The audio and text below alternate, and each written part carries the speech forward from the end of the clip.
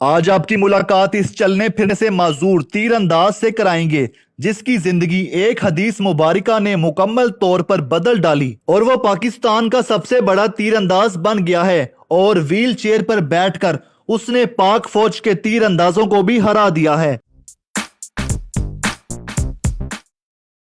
السلام علیکم، اردو پوائنٹ میں خوش آمدید۔ میں ہوں آپ کا میزبان عثمان بٹ۔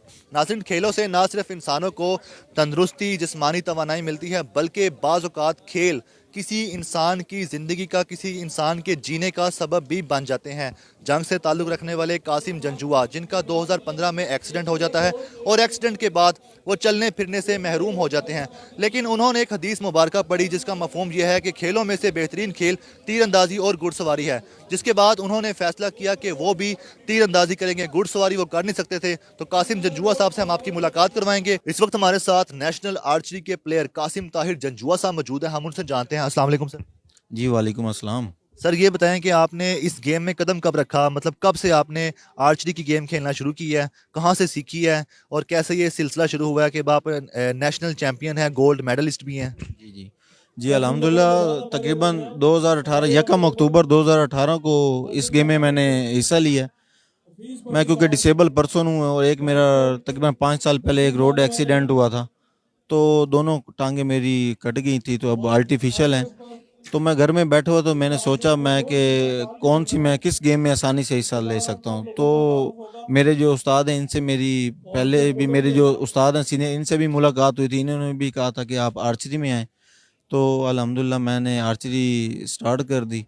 تو اس کے بعد میری اب یہ ہے کہ میں نیشنل بھی الحمدللہ اسلام آباد میں ابھی 3 دسمبر کو ہوئی تھی، وہ بھی گولڈ میڈل آرمی کو میں نے ہرایا ہے اور گولڈ میڈل حاصل کیا ہے۔ اور اس سے پہلے فروری 2019 میں میں نے ورلڈ آرچری کا ٹور کیا، دبئی میں ہمارا وہاں ایونٹ تھا، تو الحمدللہ وہاں ورلڈ میں میری 17 پوزیشن آئی تھی۔ تو میری اگر حکومت ہماری سپورٹ کرتی ہے، کیونکہ میرا کوئی روزگار نہیں ہے، میں بے روزگار ہوں، اور پھر بھی الحمدللہ میرے ٹیچر جو ہیں سر میرے امان اللہ شان صاحب، وہ میری فل سپورٹ کرتے ہیں۔ میری فیملی ممبرز جو ہیں، بہن بھائی، سب میری فل سپورٹ کرتے ہیں۔ انہوں نے اخراجات اٹھائے ہوئے ہیں، لیکن کوئی کب تک اخراجات اٹھاتا ہے یا کوئی معاملات چلا سکتا ہے؟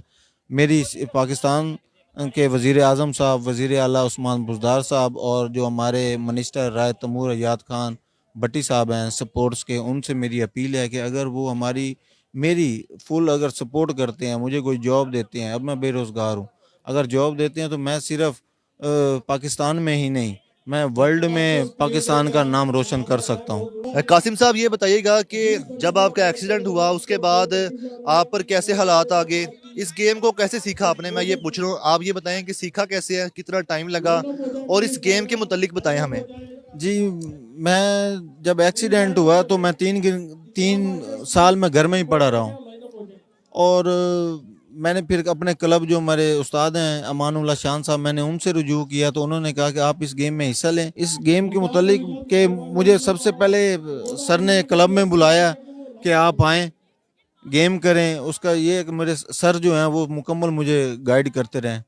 انہوں نے کہا کہ بیٹا یہ ایرو ہوتے ہیں، یہ چیسٹ گارڈ ہے، یہ آرم گارڈ ہے، یہ فنگر ٹیب ہے، یہ اس کے بارے میں انہوں نے بتایا۔ پھر ایسا تقریباً مجھے 6 ماہ لگے تھے مکمل ٹرین ہونے میں، اور الحمدللہ میں پہلے 10 میٹر سے گیمز کرتا تھا، پھر 30 میٹر پہ، پھر 50 میٹر پہ، پھر 70 میٹر پہ۔ الحمدللہ میں اب کافی سیکھ چکا ہوں، اور الحمدللہ میڈل بھی کافی اکٹھے کر چکا ہوں۔ جی، اس کا جو مین فوکس ہوتا ہے اس کا وہ یلو کلر جو ہمارا ٹارگٹ ہے، جس کے اوپر سرکل بنے ہوئے ہیں، اس کا وہ یلو کا ٹارگٹ لینا ہوتا ہے، اور اس کی جو ایڈجسٹمنٹ ہے وہ اس کی سیٹنگ کرنی ہوتی ہے۔ سیٹنگ کے بعد پھر اس کا ٹارگٹ لے کے اور ایروز کو رکھ کے، اور اس کا آپ کا دماغ کا اور پاور کا بڑا استعمال ہوتا ہے۔ ایکسیڈنٹ کے بعد کافی آپ امید ہار گئے تھے، مشکل میں آ گئے تھے، حدیث مبارکہ کہاں پڑھی آپ نے؟ اس کے بعد آپ متاثر ہوئے اور آپ نے کہا کہ میں یہ گیم کر سکتا ہوں، میں اس گیم کی طرف آ سکتا ہوں۔ وہ حدیث مبارکہ کے بارے میں بھی بتائیں، کہاں سے پڑھا تھا آپ نے، اور آپ اس سے کتنا متاثر ہوئے، کتنی آپ کے دل کو چھو گئی تھی کہ نبی اکرم صلی اللہ علیہ وسلم کی جو بات تھی وہ آپ کے دل کو چھو گئی تھی؟ جی بالکل، میں جب پہلے دن اپنے کلب میں گیا تو وہاں جو ہمارے کھاور شاہ نیشنل آرچری اکیڈمی ہے جنگ میں، وہاں وہ حدیث مبارک لکھی ہوئی ہے. وہاں سے میں نے پڑھا. اس سے پہلے مجھے کچھ نہیں پتا تھا کہ اس میں ثواب بھی ملتا ہے اور اللہ تعالیٰ کی طرف سے فرشتے مدد بھی کرتے ہیں. اور میں نے اپنے کلب سے دیکھا, وہاں سے مجھے پتہ چلا ہے کہ یہ حدیث مبارک بھی ہے اور یہ گیم میں ہم بہت آگے ترقی حاصل کر سکتے ہیں. جو ہمارا ٹارگٹ ہے اس کے اندر سب سے بڑا جو ہمارا پوائنٹ ہے وہ 10x ہے. 10x کے بعد پھر 10 ہے, 10 کے بعد پھر 9 ہے جو یلو کلر والے ہیں, اور اس کے بعد پھر ریڈ کلر میں 8 کلر ہے. میں تو بالکل ہمت ہار گیا تھا, لیکن میری فیملی نے میری بڑی سپورٹ کی.